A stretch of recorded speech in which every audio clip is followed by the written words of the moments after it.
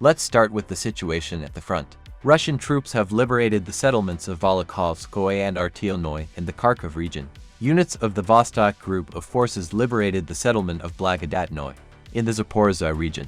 Units of the Vostok Group of forces also continued their advance into the enemy's defenses and liberated the settlement of Volnoye in the Dnepropetrovsk region.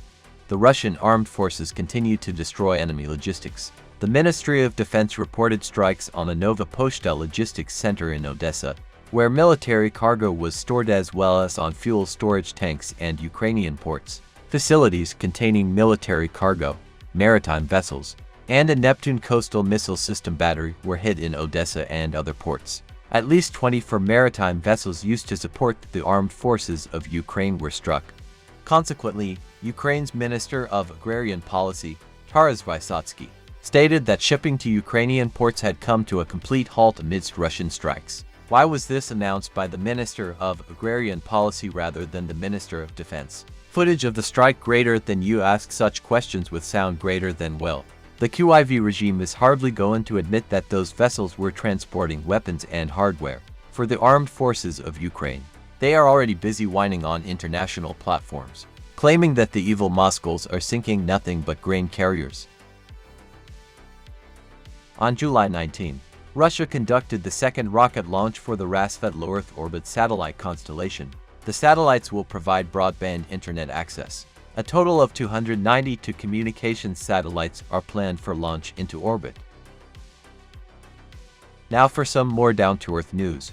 The Avtomaster plant in Nizhny Novgorod has launched production of the Kabin Bor expeditionary off-roader. It is the direct successor to the Vepr Wild Boar model. Well, Kabin and Vepr are certainly fitting names for off-road vehicles. Avtovaz has begun production of the updated Niva Legend.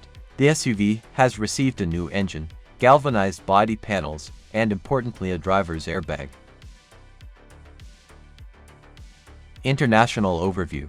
Two Chinese tankers loaded with Saudi oil have exited the Red Sea via the Bab el-Mandeb Strait, even though it is blockaded by the Houthis.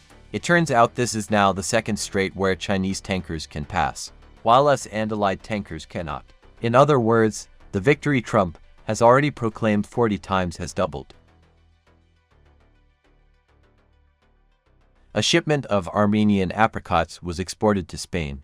Presumably, Pashinyan was trying to demonstrate that he is not dependent on Russia after all. However, the apricots spoiled in transit. The funny thing isn't even that, though, the apricots themselves are a pity.